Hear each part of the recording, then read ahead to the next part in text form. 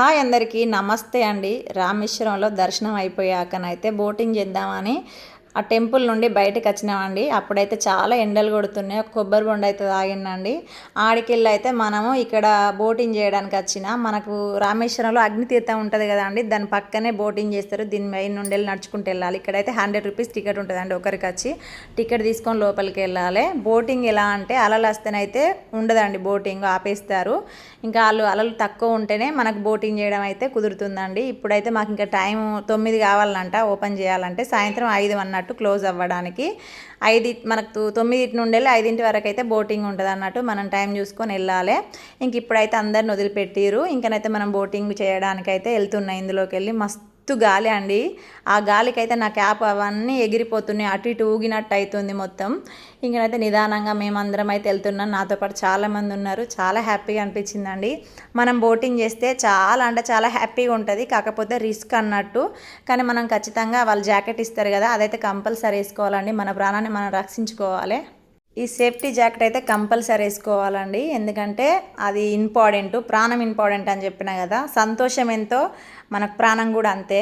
ఈ రామేశ్వరం దగ్గర అగ్నితీర్థం పక్కన బోటింగ్ ఉంటుందని చెప్పిన కదా. మనం బోటింగ్ చేస్తా అంటే చాలా బోట్లు ఉంటాయి అన్నట్టు. వేటగాళ్ళు ఇట్లా వెళ్తారు కదా, చాలా బోట్లు ఉంటాయి. మస్తు అనిపిస్తుంది. మనం అక్కడికి వెళ్ళి బోటింగ్ చేస్తా అంటే రామేశ్వరం మొత్తం ఊరిని అయితే మనం చూడగలుగుతాం. టెంపుల్ కూడా చూడండి ఎంత చక్కగా కనబడుతుందో. వాటర్ అయితే చాలా బాగున్నాయి. మనకు ఎదురుగా కనబడేది గోపురం, అదేనండి రామేశ్వరం టెంపుల్ గోపురం అన్నట్టు. చూడండి, మీకు జూమ్ చేసి కూడా నేను చూపించిన. ఇక్కడైతే ఘాట్ ఉంటుంది కదా, అగ్నితీర్థం ఘాట్లు 4 ఉంటాయి. అక్కడైతే పిండ ప్రదానం కూడా చేస్తారు అన్నట్టు చాలామంది. ఇదంతానైతే నేను చూడగలిగినండి. ఇంకా బోటింగ్ చేయాలనిపించింది. కాకపోతే వాటర్ అయితే మస్తు ఉన్నాయండి. ఇది ఒక సముద్రమే. కొంచెం భయం వేస్తుంది, కానీ ధైర్యంగా ఉండాలి. కనబడుతున్నాయి కదా చిన్న చిన్నగా, అవేనండి మొత్తం చిన్న చిన్న బోట్లు చేపలు పట్టడానికి అయితే వెళ్తారు కదా అండి. కానీ సముద్రంలో ఒక సావాసమే చేస్తారు అన్నట్టు చేపలు పట్టే వాళ్ళు. ఈ బోటింగ్ చేసే వాళ్ళు కూడా కొన్ని వందల ప్రాణాలు వాళ్ళ చేతిలో పెట్టుకొని వాళ్ళు బోటింగ్ చేస్తారు అన్నట్టు. అంత దేవుడి మీద భారం వేయడమే మనము. ఆ దేవుడు ప్రతి ఒక్కరిని బాగుండాలనే కోరుకుంటాం. ఎందుకంటే ఫ్యామిలీని, పిల్లల్ని, వైఫ్ని వదిలిపెట్టి వేటకి వెళ్తారు కదా అండి చేపలు పట్టడానికి. సముద్రంలో ఒక పెద్ద సావాసమే. సంసారం అయినా ఈగచ్చు కానీ సముద్రాన్ని ఈగరాదని సామెత పుట్టింది కదా, అది 100కి 100 నిజం అని చెప్తా నేను. ఇవన్నీ అయితే బోట్లే. చూస్తా అంటే 2 కళ్ళు సరిపోలేదు అనుకోవాలి నాకు. రామేశ్వరం వెళ్ళినప్పుడు ఒక మంచి అనుభూతి కోసమే నేను బోట్ ఎక్కానండి. ప్రతి ఒక్కరూ రామేశ్వరం వచ్చిన వాళ్ళు ఖచ్చితంగా బోటింగ్ చేస్తారండి. ఎందుకంటే అదొక తెలియని అనుభూతి. చాలా అంటే చాలా అందంగా ఉన్నాయి. వాటర్ అయితే చూడండి బ్లూ కలర్లో ఎంత బాగున్నాయో. వాటరు తాగడానికి, దాహానికి, కాకపోతే రిస్క్ ఎత్తే ప్రాణానికి కూడా హాని అన్నట్టు. మనం మన ప్రాణాన్ని చూసుకుంటూ ఏదైనా చేసుకోవాలండి, ఎంజాయ్కి పోకూడదు. ఈ సముద్రం అంతా వాటర్ పక్కకు పోయినప్పుడు ఉప్పు వెళ్తుందండి. ఎందుకంటే ఈ వాటర్ కూడా మొత్తం ఉప్పు ఉంటాయి, తాగలేము. కానీ మనకు తాగడానికి కూడా వేరే వాటర్ ఉంటాయి కాబట్టి నేను ఉద్దేశించి చెప్పిందండి. కానీ ఇక్కడ జరిగేది ఏంటంటే సముద్రంలో ఉప్పు తయారవుతుంది, పెద్ద పెద్ద గడ్డలు కడతారు. ఎందుకంటే వాటర్ పక్కకు పోయినప్పుడు ఇట్లా ఆ సముద్రంలో ఉసుకుంటుంది కదా అండి, అది కట్టలు కట్టలు కట్టినప్పుడు అక్కడనే మనకు ఉప్పు సాల్ట్ అనేది తయారవుతుందట. అది నేను వేరే కాడ చూసినా అండి. ఈ సముద్రంలో వాటర్ అన్నీ డ్రై అయిపోతాయి కదా అండి, మొత్తం ఇనికిపోతాయి కదా మట్టిలా. అప్పుడైతే ఈ వాటరే అనేది పైన మనకు నేల పైన సాల్ట్ లాగా తయారై గడ్డలు కట్టినప్పుడు వీళ్ళు ఇట్లా కట్టలు కడతారు అన్నట్టు.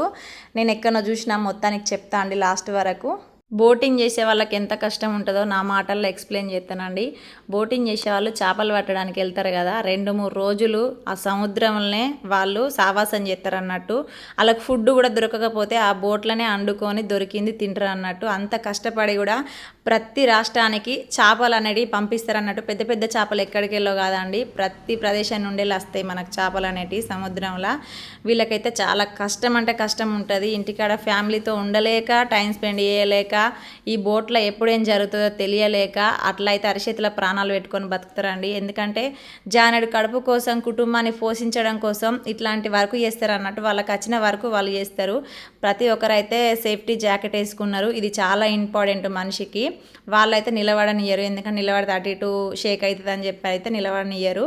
ఖచ్చితంగా కూర్చోమనే చెప్తారు. మనం కూడా సరదాకు పోయి అయితే నిలబడకూడదు. ఎందుకంటే మనతో పాటు ఉన్న వాళ్ళ ప్రాణాలు కూడా ఇంపార్టెంటే కాబట్టి మనం అయితే జాగ్రత్తను పాటించాలి. అలలు అయితే ఎలా పొంగుతున్నాయి చూడండి.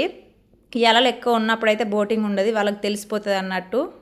మనం 100 రూపీస్ పెట్టి టికెట్ తీసుకున్నాం కదా అండి, మనకైతే 1 అవర్ కాకుండా హాఫ్ అన్ అవర్ అయితే మనకు బోటింగ్ మొత్తం సముద్రంలో తింపుకత్తనట్టు అరగంట టైమింగు. చూడండి బోట్లు అయితే ఎన్ని ఉన్నాయో, 2 కళ్ళు సరిపోలేదండి. వీళ్ళంతా వేటకెళ్ళే వాళ్ళే. చాలా అంటే చాలా వాళ్ళ గురించి ఒక క్షణం ఆలోచించాను నేను బోట్లో ఉండి. ప్రతి ఒక్కరు కష్టపడే బతకాలి అని చెప్పి. చూడండి, ఎందుకంటే ఒక బోటుకి ఏమన్నా అయిపోయినా కూడా ఇంకొక బోటుకు తాడు కట్టి లాక్కొస్తారన్నట్టు బోట్ నుండి వెళ్ళి బోటుకు. నాకైతే మస్తు అనిపించిందండి. మీరు కూడా చూడాలనే నేను వీడియో చేస్తున్నా. అందరైతే వీడియోని స్కిప్ చేయకుండా చూడండి, లైక్ చేయండి, షేర్ చేయండి. ఇంకనైతే మీ గురించి ఎక్స్ప్లెయిన్ చేస్తుంది అంతా, వీళ్ళ గురించి ఇలా కష్టం ఏందనేది.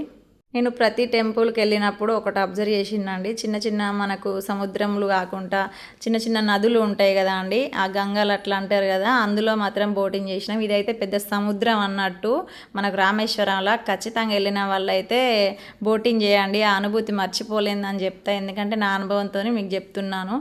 డబ్బుతో వెలకట్లేందంటే మనిషి ఒక ఆనందమేనండి. ఎంత డబ్బు సంపాదించినా అది ఒక మూలకే ఉండిపోతుంది.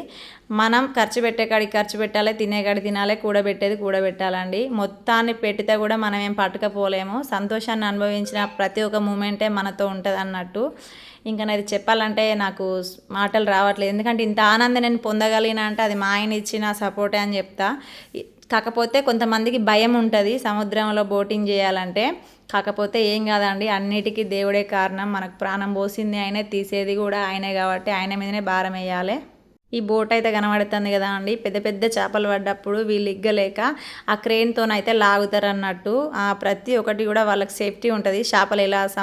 చేపలకు సంబంధించింది ఉంటుంది అన్నట్టు. చేపలు చాలా వెళ్తాయి కదా, పెద్ద పెద్ద మూటలు కట్టుకొస్తారు కాబట్టి.